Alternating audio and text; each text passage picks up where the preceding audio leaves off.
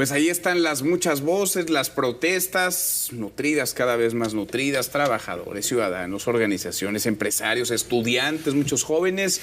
Están también ya los costos que parece esto estaría acarreando, la paridad peso-dólar, el ahuyentar, espantar inversiones y sobre todo está el detalle de esta iniciativa de reforma del presidente López Obrador. ¿Quién realmente va a ser el decisor, el gran decisor? Porque se habla mucho del voto para llevar a jueces, ministros y magistrados a sus cargos, pero ¿quién los va a proponer? Luis Miguel González. Luis Miguel, ¿cómo estás? Buenas noches. Muy buenas noches. Alicia Salgado. Alicia, ¿cómo te va? Muy buenas noches, Muy buenas noches. Manuel. Gracias a los dos por estar acá. Son muchos los frentes de batalla en esta que se aproxima a ser, digamos, ya en sus días definitorios, la guerra de guerras. Luis Miguel, ¿cómo ves las cosas? Me sorprendió que habíamos hablado del PRI, PAN, en caso concreto el PRI como una fuerza casi en estampida, y de repente aparecen hoy y tenemos algo parecido a un bloque opositor. Curiosamente... Me parece muy cuestionado. Y luego, por cuestiones, tenemos esta como cábala con el número 43. Sí. Ahora son los 43 de final de sexenio, que no son los de Ayotzinapa, por supuesto. Sí. Entonces me sorprende esto por una parte.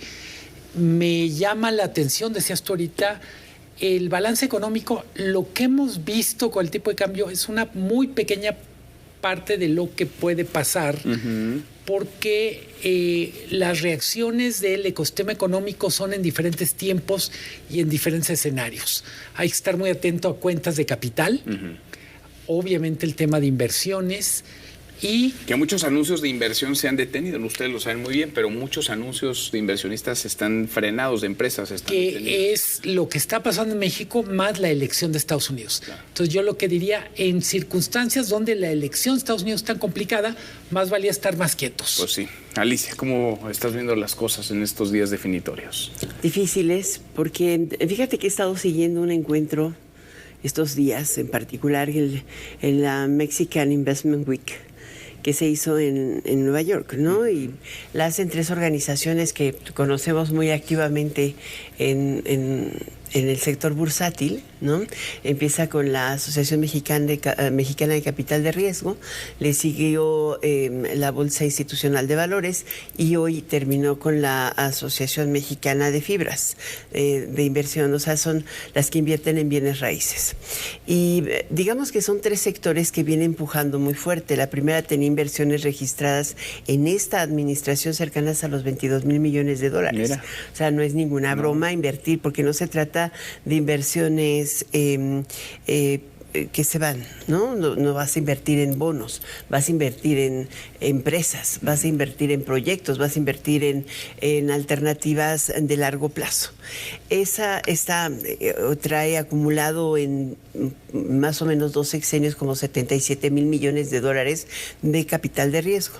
Sin embargo, la expectativa y la pregunta del primer día, ayer y hoy, es ¿qué va a pasar con la reforma judicial? Y la personaje que estuvo presente en el gobierno fue Altagracia Gómez, la coordinadora. Ella les dijo algo que a mí me parece interesante, pero lo ha repetido 3 veces porque se vio, ¿cómo podríamos decir?, acorralada en grupos. Estos grupos no son 3,000 inversionistas en un foro, son 250, 350, más o menos 400 personas, pero que movilizan capitales en total,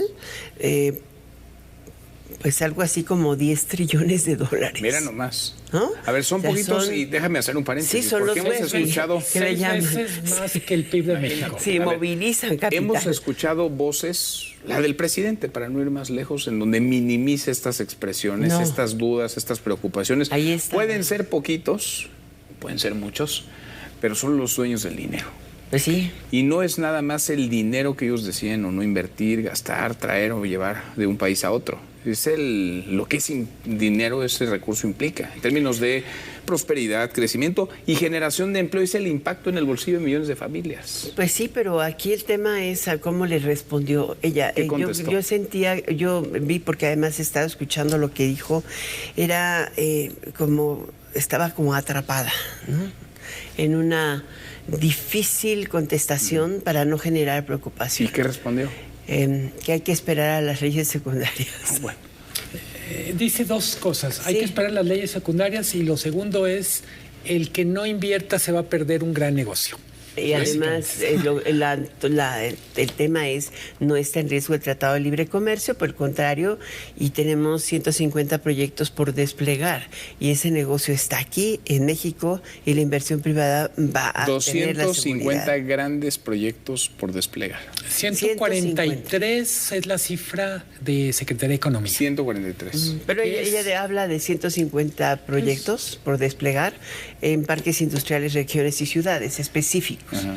Entonces les que podrían desplegarse o no dependiendo. Exacto, y habla de que si están preparando o si están convocando al sector privado para invertir en México. Uh-huh.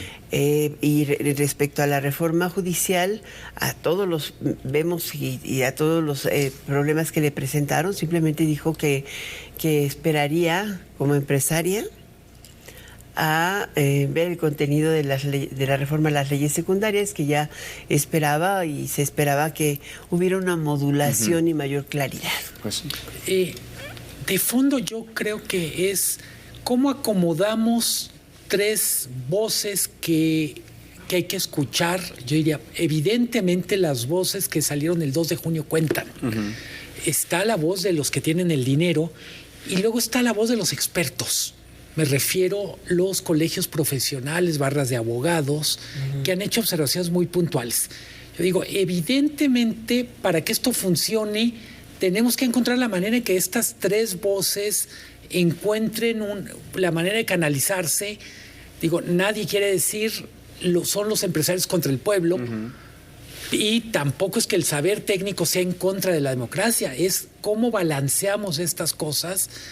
Y lo planteas tú al abrir el programa, dices, a ver, está el tema de cómo se van a elegir los jueces, pero es cómo va a funcionar el Poder Judicial ya en detalle. Sí, porque, a ver, suena muy taquillero y parece que ha sido, digamos, una de las vertientes más relevantes en la narrativa que se ha construido, es decir, voto popular, vamos a elegir todos a los jueces, ministros y magistrados, y hasta ahí podrían pensar que es una buena idea o que no es tan buena idea el asunto. Pero en esta reunión... ¿Quién va a proponer a las personas por las que va a elegir la mayor parte de los mexicanos? Si me apuras, se habla de captura política.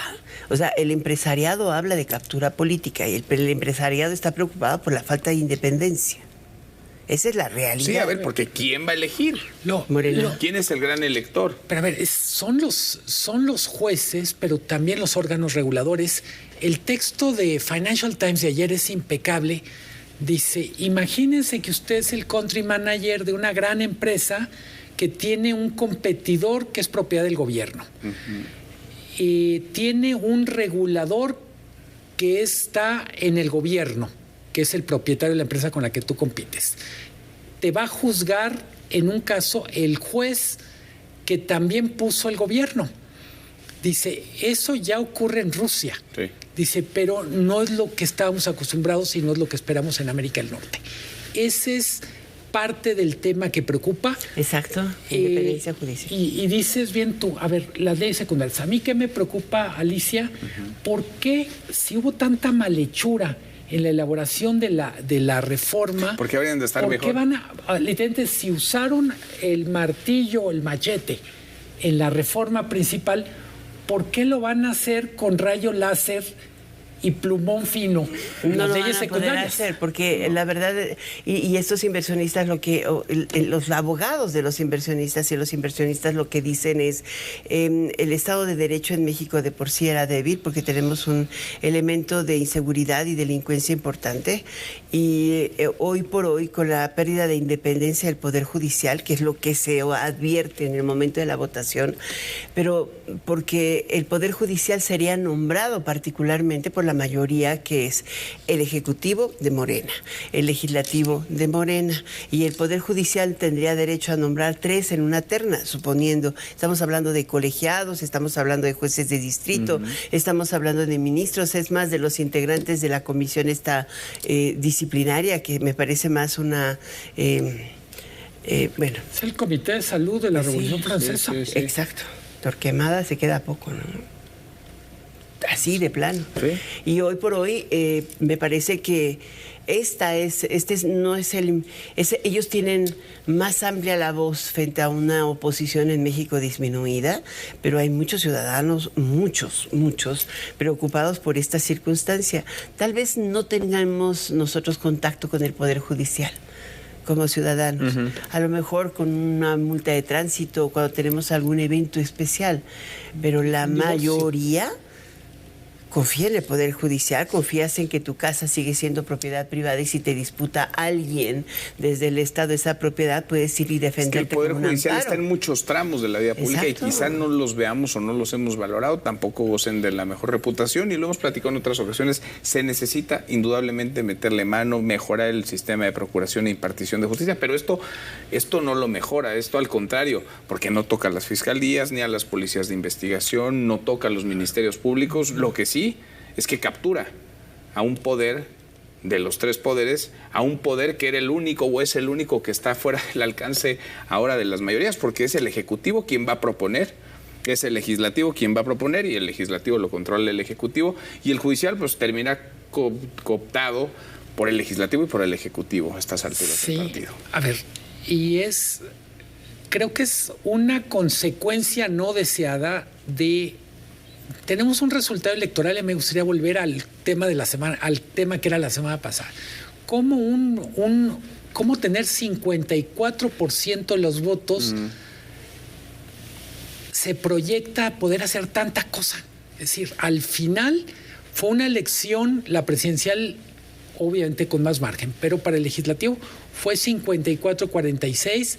Si uno dijera, hay que hacerle caso a lo que dijeron las urnas el 2 de junio, las urnas dijeron, queremos un triunfo amplio para Claudia, y matizaron en el legislativo, diciendo, queremos que haya un contrapeso en el legislativo. Lo que tenemos ahora en marcha es el 54% vale muchísimo y el 46% prácticamente desapareció. Sí, ese 46%. Se volvieron 43. Vale 25%, se volvieron 43 senadores a uno de la mayoría calificada en la Cámara Alta y esos 54 se convirtieron en 73%. Sí, pero aquí el tema es el voto. Volvemos a repetir, ¿qué te da temor ese Poder Judicial? Que es fácilmente capturable, no solamente por el número de votos, por la mayoría que hoy está al frente del poder político, el poder legislativo, del poder, o sea, de los estados de la República, de los congresos locales, y al final de cuentas, de verdad no será capturada o por el crimen organizado, o no será más fácil comprar un juez como si igual se compra un político. Pues ese es el tema. Pues sí. O sea, tenemos ¿A quién un país... le va a deber el cargo el juez realmente? ¿A la gente que vote por él o a quien lo puso para Exacto. que la gente vote por él? Hay un indicador que le estaba comentando antes de entrar a cámara a Luis, y que le decía a Luis Miguel, el indicador que mide a 206 países del Banco Mundial, el índice de gobernabilidad, te ubica a México entre los últimos 30 países de la tabla de 206 antes de la reforma judicial, ¿no? Y uno de los elementos que hacía que no estuvieras más abajo era un poder judicial independiente. Y es una calificación de 1 a 100 y estás en 21. Pero te van a decir que esos asuntos de calificaciones, sí, que son calificaciones es muy neoliberal y eso no sirve. Sí, pero sirven para comparar a 206 países. No, y sirve para que alguien tome una decisión y decida si se lleva su dinero acá o mejor en otro lugar. O seguimos o nos vamos. No sé.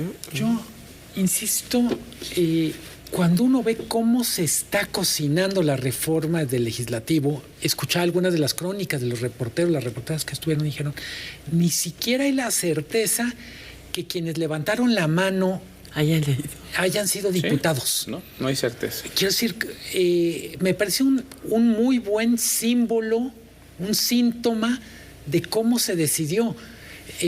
Creo que decimos, el Poder Judicial necesitaba una cirugía mayor, pero una cirugía mayor requiere tiempo, requiere más análisis.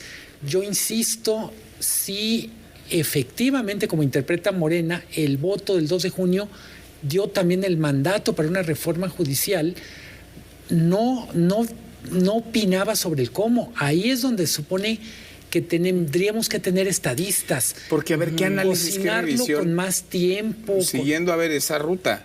Esta legislatura tomó, digamos, formalmente funciones el 1 de septiembre. Para la noche del 3, la madrugada del 4 ya estaban votando una reforma a la Constitución. A ver, y cuando... ¿A qué hora leyeron lo que votaron? ¿A qué hora lo discutieron, lo analizaron? A ver, y cuando vemos cuál es la prisa, la verdad es que la explicación, francamente, es como de votación de preparatoria.